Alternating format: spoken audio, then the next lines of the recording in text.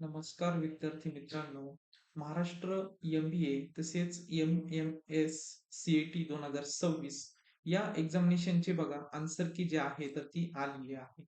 आता त्यानंतर बघा विद्यार्थी मित्रांनो, जर तुम्हाला दिलेल्या प्रश्नांमध्ये जर तुम्हाला आन्सर जर चुकीचं वाटत असेल किंवा अ, काही पर्यायामध्ये जर कन्फ्युजन असाल किंवा आन्सरमध्ये कन्फ्युजन असाल, तर त्यावर तुम्हाला जर ऑब्जेक्शन घ्यायचं असेल, तर त्यासाठी सी सेलनं जे आहे तर ते ऑब्जेक्शन घेण्यासाठी लिंक जी आहे तर ती ॲक्टिव्ह करून दिलेली आहे. तर त्याच रिलेटेड आजच्या व्हिडिओच्या माध्यमातून आपण माहिती बघणार आहोत. म्हणजेच विद्यार्थी मित्रांनो, यामध्ये इम्पोर्टंट डेट्स तसेच काय जी नोटीस आलेली आहे, तर त्या नोटीस रिलेटेड पण आपण माहिती बघणार आहोत. तर व्हिडिओ संपूर्ण बघा म्हणजे तुमचे डाउट्स जे आहेत ते डाउट्स क्लिअर होतील. तर सुरुवातीला जी नोटीस आहे, तर ती नोटीस बघूयात बघा विद्यार्थी मित्रांनो. या ठिकाणी जर तुम्ही बघितलं submission of candidates grievance objection rising schedule Maharashtra MPA MMS CET 2026 बघा जी तुमची आन्सर की जी आहे तर ती आन्सर की आलेली आहे. आता त्यामध्ये खूप साऱ्या विद्यार्थ्यांना डाउट्स असतील तर त्यांनी अ, त्यासाठी ऑब्जेक्शन तुम्ही जे आहे तर ते घेऊ शकता यामध्ये बघा. मग हा जो अटेम्प्ट आहे तर हा फर्स्ट अटेम्प्ट आहे. तर यामध्ये बघा schedule for the display of question papers candidates response and the answer keys and the submission of candidate grievance objection. मग जर तुम्हाला ऑब्जेक्शन जर घ्यायचं असेल तर त्यासाठी इम्पॉर्टंट डेट्स त्यांनी दिलेले आहे.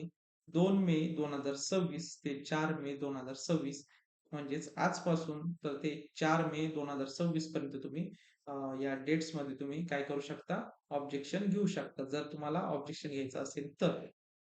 मग ऑब्जेक्शन घेण्यासाठी फी वगैरे लागणार आहे का त्या रिलेटेड आता माहिती बघूया. If a candidate has an objection to any question in an examination, it must be submitted through login according to schedule above. A fee 1,000 per objection must paid online via candidates portal. तर बघा याचा अर्थ जो आहे, तर जर तुम्हाला objection घ्यायचं असेल, तर तुमचं ज्या ठिकाणी जो लॉगिन टॅब जे आहे ऑफिशियल वेबसाईटवर, तर त्यावर जाऊन तुम्ही लॉग इन करायचं आहे. लॉग इन झाल्यानंतर तुमचं ज्या ठिकाणी आन्सर आन्सर की जे आहे किंवा तुमचा पेपर जो तुम्ही बघितलेला आहे, तर त्या ठिकाणीच तुम्हाला ऑब्जेक्शनचा ऑप्शन जो आहे तो दिसून जाईल. आणि त्यानंतर पुढील प्रश्न जो आहे, मग फी किती लागणार आहे? जर तुम्हाला एका क्वेश्चनवर ऑब्जेक्शन घ्यायचं असेल, तर ₹1000 फी आणि त्यानंतर 2 क्वेश्चनला जर ऑब्जेक्शन घ्यायचं असेल, तर तुम्हाला ₹2000 फी द्यावी लागणार आहे. म्हणजे पर क्वेश्चन ₹1000 तुम्हाला लागणार आहे. त्यानंतर the grievance objection tracking facility is available in the candidates login portal under the title objection tracking.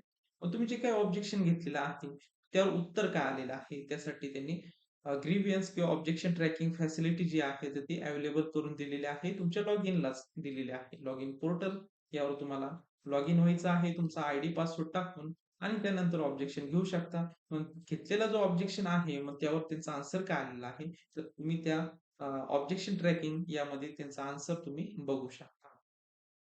तर बघा विद्यार्थी मित्रांनो, अशा प्रकारे आज आपण महाराष्ट्र MBA MMS CET 2026 या रिलेटेड ऑब्जेक्शन जर तुम्हाला त्या पेपरमध्ये जे काही क्वेश्चन असतील, तर त्यावर जर काय ऑब्जेक्शन घ्यायचं असेल, तर तुम्ही ऑब्जेक्शन घेऊ शकता. तर त्या रिलेटेड आजच्या या व्हिडिओच्या माध्यमातून आपण माहिती बघितलेली आहे. तर विद्यार्थी मित्रांनो, भेटूयात नवीन अशा एका अपडेटमध्ये. तोपर्यंत धन्यवाद.